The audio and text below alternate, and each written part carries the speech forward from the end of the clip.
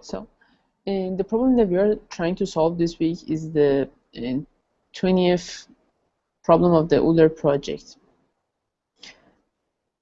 N factorial means n times n minus 1, and it goes until 3 times 2 times 1. For example, 10 factorial is equal to 10 times 9 times 8 times 7 times 6 times 5 times 4 times 3 times 2 times 1, which is equal to this number. And the sum of the digits in this number is 3 plus 6 plus 2 plus 8 plus 8 plus 0 plus 0, which is 27. So we are asked to find the sum of the digits in the number 100 factorial. So how are we going to do that? And we know that 100 factorial is a very huge number. So we cannot fit it in integer or long. So the best choice is big integer.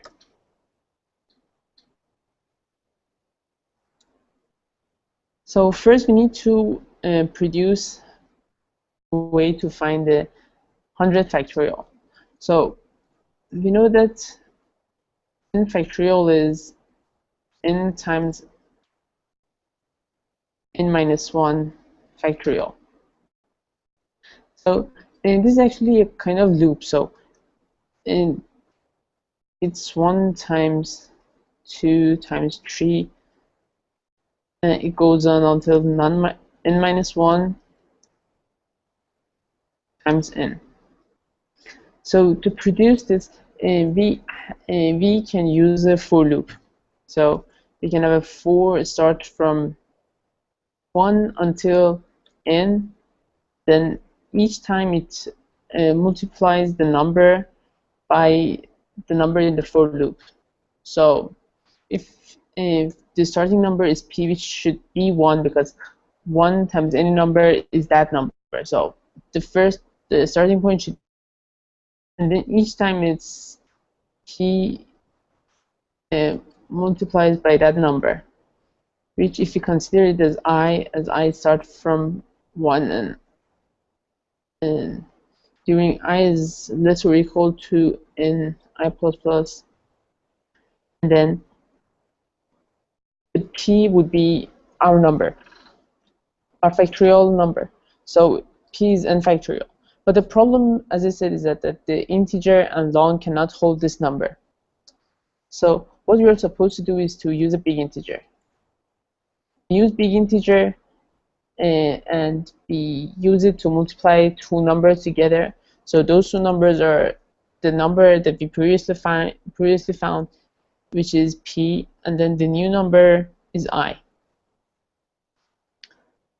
So we first need to define our big integer as a starting point. The starting point should be 1. So we need to define a big integer. I named it n is equal to new big integer. If you remember, we should define a big integer like this. And big integers initialization is with strings, or we can use dot value of that number. So then we need to go to a for loop. So inside the for loop should be, here's the for loop, and we do the same thing inside.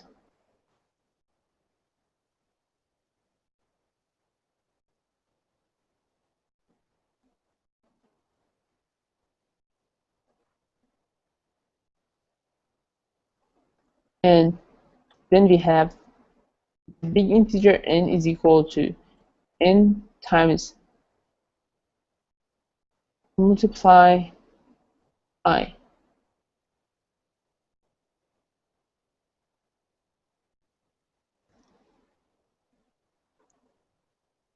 And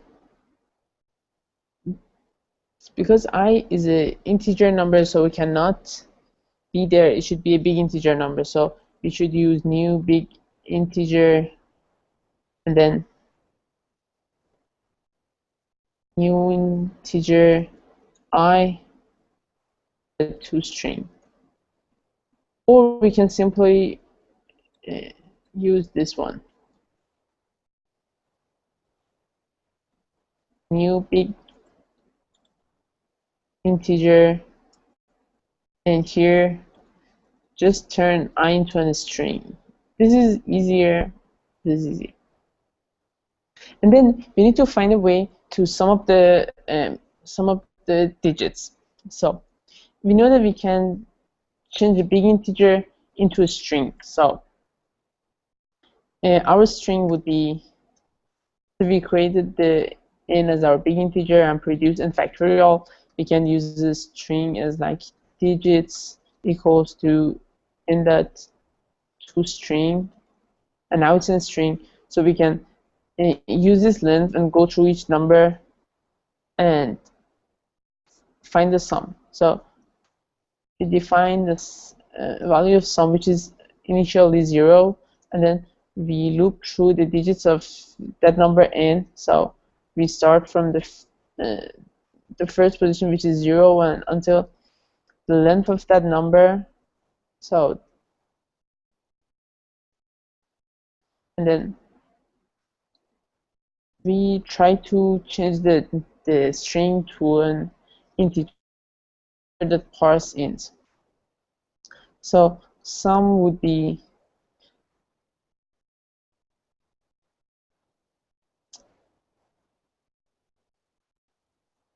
in digits that substring I and I plus 1. But we know that this is a string and this is an integer, so we turn it to an integer. So we use this method to turn a string to an integer and sum them up. And then we just need to print it out. So, let's see how it's done. So first I define a big integer with name and I initiate it as 1. And then because we want to find the 100 factorial, so it's a start from 1 and it goes until 100.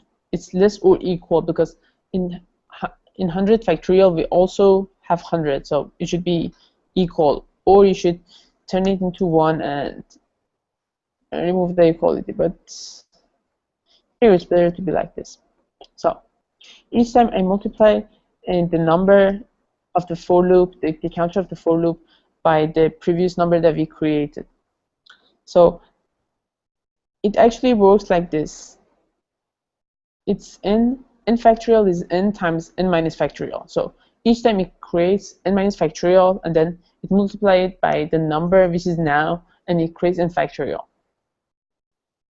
So it continues here. So I first print out the number to make sure that this is a correct number. This is just for testing purposes. And then here is the p, or actually I can just turn it into sum, which is more meaningful.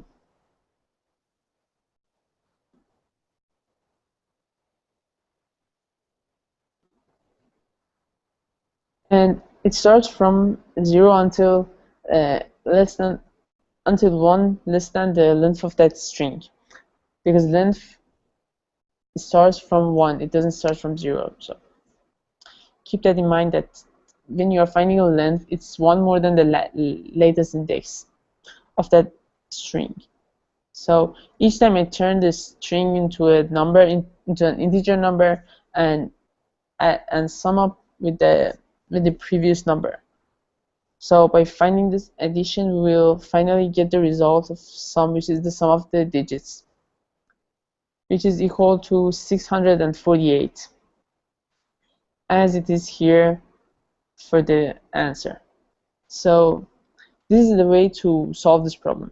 But if you want to know how to generally find the factorial, so we can just there are like two ways. We can find it recursively. Well, I said recursively factorial, and well, yeah, it's the integer, and it gets a number. if this one to be recursively. So each time we need to find the previous one and sum them up. So here we start with if n is less than 2, right? So if it's less than 2, n could be 1 or n could be 0. So for both, the answer is 1. So return